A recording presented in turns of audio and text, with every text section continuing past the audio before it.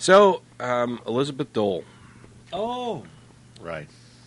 Somebody sent me a message a few weeks ago saying, hey, look at these campaign ads that Liddy Dole's doing. Mm-hmm. You know, taking out newspaper ads accusing her opponent of being in cahoots with Godless Americans. Right. And then meeting with atheist groups. Yeah. She's meeting with atheist groups who don't represent, the Christian nation that we live in, etc. Right. And there was even a TV spot. But before I even saw the TV spot, based on what I'd heard before, her opponent is Kay Hagan, and I immediately came to Kay Hagan's defense. And in some comments at various sites where there were articles about this, I wrote and I sent the news bit to PZ Myers and some others. I'm sure they were getting it from lots of people, specifically to get the word out. And my purpose in doing this was, to me, I didn't care whether Kay Hagan was an atheist, a Christian, a deist, a Buddhist, a pantheist. I don't give a fuck. Here was somebody who was willing to meet with atheists to represent them. You know, she's going in there supposedly to represent everybody, and so I came to her defense. I've never regretted anything more, or at least I can't remember regretting anything more in recent history. Because while if I were there, I would still be forced to vote for Kay Hagan, mostly because I couldn't possibly vote for Liddy Dole after what she did. Kay Hagan, in defending herself, this is a fabricated, pathetic ad. I really can't begin to tell you how upset I am. She has actually attacked my faith. I didn't even know about the Godless PAC until Liddy Dole started talking about it. I'd never heard of it. And I certainly don't support anything that they stand for. There is no God to rely on. There was no Jesus. I did not take money from the Godless American PACs. Absolutely not. Here's what you should have said.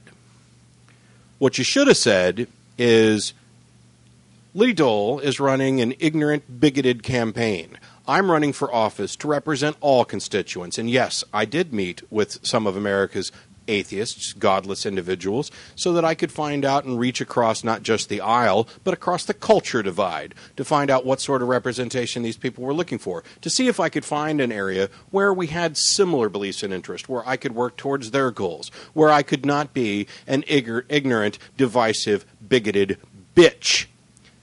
That was the first part of what she should have said. She should have said, I'm here to represent everybody in this area, regardless of their beliefs. I don't happen to be an atheist, but that doesn't matter. As a matter of fact, my particular view of Christianity is one where I should be talking to these groups, because that's my job, and my job is not governed by my religious disagreement with them about whether or not a God exists.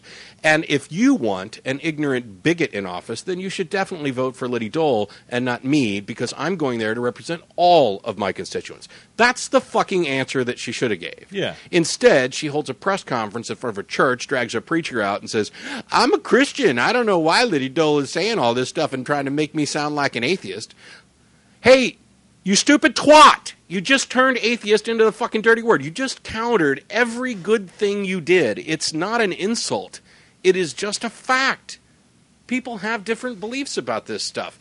And when you go along with it, when you defend yourself from these quote-unquote attacks and this dirty word, you become part of the fucking problem. And then you've got Wolf Blitzer and his fucking talking heads and these other people on the news who are also saying, oh yeah, Liddy Dole made a mistake. What she should have done was talked about the economy and how if Barack's likely to win, then maybe we should go ahead and get her in there so that there'd be somebody in the opposition to fight against him and things like that. You need to do all this. She should have stayed focused on, economy and stuff. It was a really bad move to insult Kay Hagan by implying that she was an atheist. Wow. You ignorant fucks. On November 20th, I'm speaking at UT in a journalism class. This is going to be the focus of what I talk about, because they're journalism students. And the ignorance of the media to keep playing into this bias and bigotry and divisiveness, this idea that atheists aren't proper Americans. They're not good citizens. They're evil. They represent the antithesis of everything that the rest of us want. If someone suggests that you consort with atheists, the proper response is to run away as quickly as you can. Distance yourself from atheists as far as you can. It's me and my preacher. Look, I was only talking to those atheist folks. Hey, it's just exactly like when they fucking accused Barack of being a Muslim. Everybody comes out, and even McCain. No, he's not an Arab. He's not a Muslim. He's a good American. We just happen to disagree on stuff. And the media goes out there and says, oh, no, Barack's not a I saw exactly one reporter do the right thing, and I wish I could remember her name. Somebody will. I would have loved it if Keith Olbermann had said this, because I'm pretty much, in love with Keith. But I got a huge man crush on Keith. He's no Ewan McGregor, though, and somebody out there will actually get that joke. But one reporter actually said the right thing. So what if he was? So what if Obama was Arab or Muslim? So what if he was? Right. It doesn't matter. If he's Muslim, he still gets to run for office. And if his ideas merit the response from voters to put him in office, I don't care if he's a Muslim, a Christian, a Catholic, a Buddhist, an atheist, a Hindu, a Scientologist, a Mormon. I don't give a damn. If you can separate your batshit crazy religious beliefs from your policies, or if you can separate your godless, strident, I hate religion in all forms position from your policies, and actually have good ideas and be a fair representative, or try to be a fair representative to everybody in the country, then you deserve to fucking win. That's the way. The answer is, so what if he was? And the other answer for Kay Hagan is, so what if she was? Right. We have a Muslim in Congress, Keith Ellison, right? I think so. And I'm glad we do, because, I think we could use less single-mindedness about this topic in Congress. And I remember Keith Ellison going on the Glenn Beck show and being subjected to that dumbass saying something like, gosh, I'm just saying something that's on the mind of all Americans right now. Sir, prove to me that you are not working with our enemies. And fuck you. Yeah. Now, the phrase, oh, he's not a Muslim, he's a good man. Yeah. I mean, he's not an Arab. As much as we rag on Raghead? Islam, and we rag on no. I thought that's where you were going. I was like, don't do that. On Christianity and stuff, that doesn't allow us to say things like, oh, he's not a Christian. He's a good person. He's a good man. I got news for you. There are plenty of Christians who are genuinely good people. Yeah. I have plenty of them in my family. I meet lots of them all the time. I get emails from all of them. We have a disagreement about whether or not there's God. And there are positions that they hold that I consider immoral, and I will be more than happy to explain to them that I do and why I do. But it doesn't mean that in general they're not good people. And to spin that in such a way that it becomes an insult about their entire character. Yeah. And it's just an aside. This is an the insane insult problem. is so oblivious. It's an aside. And nobody it passes Nobody notices by. it. Yeah. Oh, look at McCain. It wasn't his night that poor, stupid, average American thought that Barack was an Arab, and he corrected her and said that, no, he's not an Arab. He's a good American man. Yeah. The thing to keep in mind here, and sort of riffing off my lecture from a few weeks ago about how to argue, I think I could make the case that this is not only a dick move on Kay Hagan's part, it's also a strategically bad move. Because I remember when we were talking about Ann Coulter and about the godless thing, godless liberals. Yeah.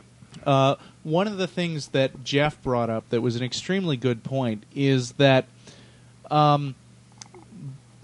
she's got a very specific intent by calling Democrats godless, which is or liberals, which is to make them come out and say, "Oh no, we're not godless." Make them sort of turn on their own. Dance to her tune. Because, I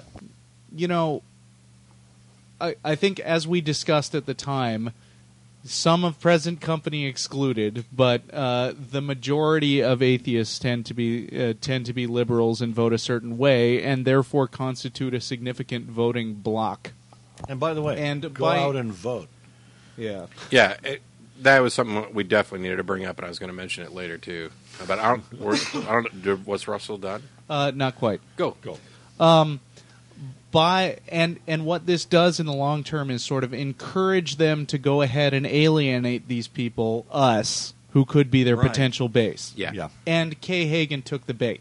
Yeah. And long term, that weakens her constituency by making it, by giving her sort of tacit agreement that, yeah, actually, I agree with your message that atheists are evil. Are bad people, and that makes that weakens the political position of atheists who could otherwise be allies.